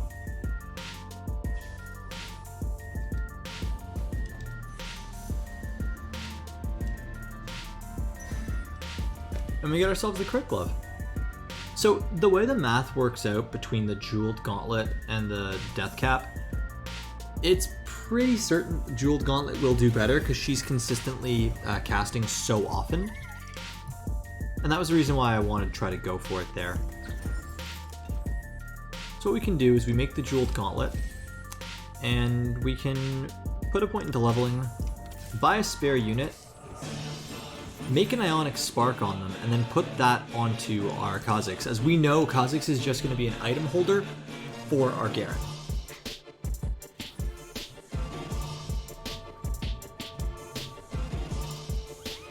We're not going to look to go for a 3-star Nidalee here, so we're just kind of biding our time. And from here we'll be looking to aggressively, not aggressively I guess, use our spare gold for leveling. And we're going to want to level by 5-1, we want to be at level 8, and we'll do a hard roll down to look for a 2-star Karma, and potentially our Garen that we're really hoping for here. Yeah, unfortunate that Viego was able to take our Soraka, because I think we may have been able to come out on top there otherwise. But once again, the damage from 1-star Karma was 8,500. If we had the 2-star Karma to increase that damage, I'm confident that we would have won that round, no problem. So they've always said, in regards to the nerf to Lissandra, they've always said that they don't want 1-cost carries to outperform 4 or 5 costs. With that being said, there are certain units, like for example, Ziggs and Hyperroll Hellions, that does make sense for them to be performing at such a high level, but the attack speed was definitely an outlier there. But yeah, in general, they don't really try to keep 1 cost there. So Xayah wasn't as much of a problem because she was only strong with exact items, and in Galaxies she was only really good on Galaxies like Trade Sector, where you get the free reroll to try to find her. Otherwise, she would still fail to be as good as multiple other compositions that could just delete her from the backline. And there were still strong compositions for reroll with higher cost units. For example, Yasuo, Zed, and Master Yi with Blade Master Rebels.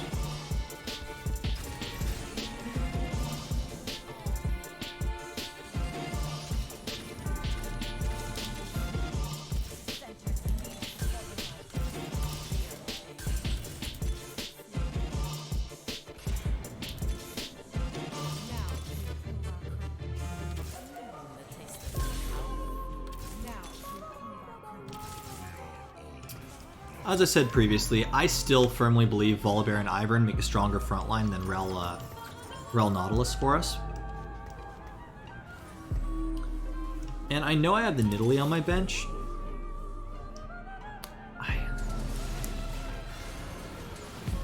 I personally don't feel like the Nidalee will be strong enough here. But if the game's just going to give us a 3-star Nidalee, I might take it. Actually, that's a lie. I won't take it because I'd rather have a 2-star Ivern. And considering the fact that we're taking some losses here, we need to try to find something to stabilize for us. And a 3-star Gragas won't be it.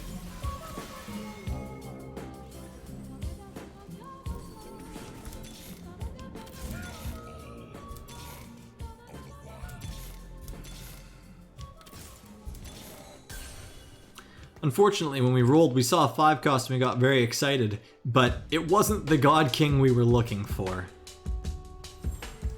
So what we're going to do here in the immediate is we're just going to make the Zeeks and put that on Kha'Zix here so that it can buff up our karma.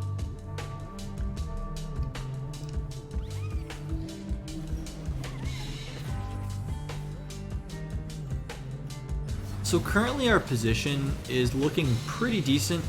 Unfortunately, we are up against another Mordekaiser, who, as you can see, is just getting so much health.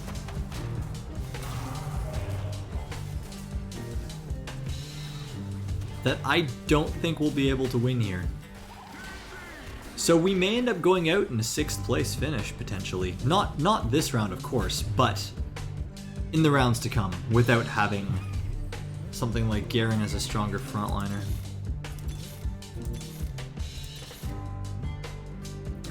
Thankfully we do hit the Garen, but unfortunately we just don't have enough gold. And I don't see us in a position with high enough health to try to go for the 3-star karma. So in the immediate, what I am going to do is I'm just going to sell Kha'Zix and put in Darius here. Oh, sorry, put in Garen here.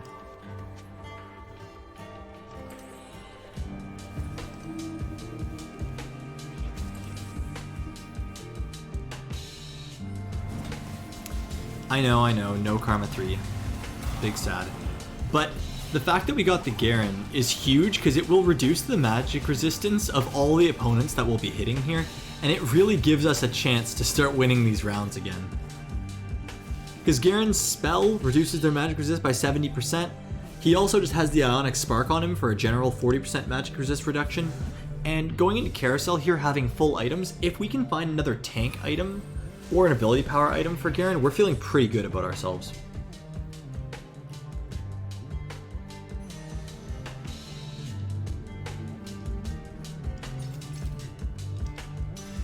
Yep, so we're going to take the Dragon's Claw because we know that Mordekaiser is going to deal ability power damage. Yasuo deals ability power mixed with true damage.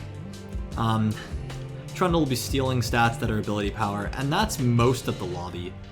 We already have the Bramble, so we'll be doing a little bit better against things like Jax, but the ability power, or the magic resistance will help us the most here.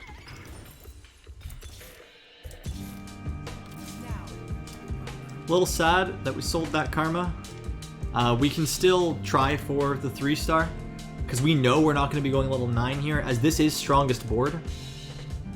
I know before we didn't have Kindred.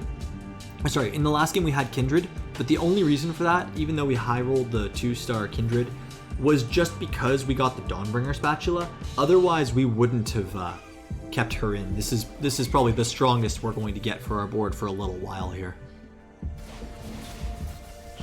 Unfortunately, our positioning was really rough against Viego, and so I think we just lose this fight. Yep.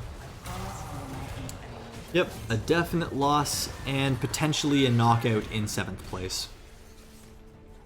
Because there are so many units left alive for our opponent, I believe we're going to be knocked out here. Wow, we have 1 health. 1 health, 1 opportunity.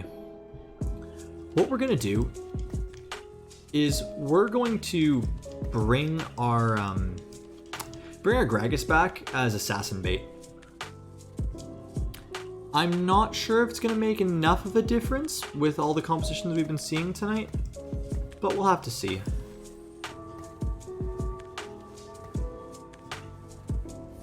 I'm going to position something like this, seeing that all of the assassins are jumping to that corner that we were on, and hope that we can hold out here.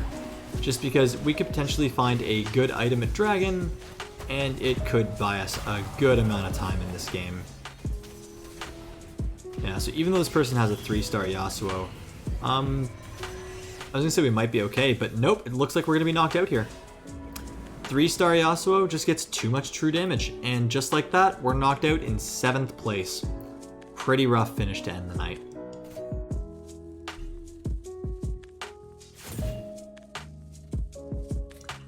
Well, we were able to get a couple 3rd place finishes. We end on a 7th. We're pretty much back where we started. No real harm, no foul there. Just unfortunate that we had such trouble in the early game getting started. When we did end up finding the Karma on our roll down, we were able to hold out for a couple of rounds. But as you can see by the lobby, there are just too many Legionnaires, too many Mordekaisers in particular, and quite frankly, I don't know, besides Kayle, what we could have done to counteract the Mordekaisers. Like, let's just take a look at the lobby here. The person in 8th went out looking for Yasuo plus the Dragon Slayers. We went out in 7th. 6th place had a 3-star Yasuo, again with Dragon Slayers. 5th place, Mordekaiser and Dragon Slayers with some Skirmisher Jax. So 4 Dragon Slayer, 6 Skirmisher. 4th place, Assassin Coven. I love it. It's nice and unique. 3rd, 2nd, and 1st, you may notice a pattern. Legionnaires with Mordekaiser and Draven. Legionnaires with Mordekaiser and Draven, plus adding in the extra Dragon Slayers. No, Diana did not get nerfed.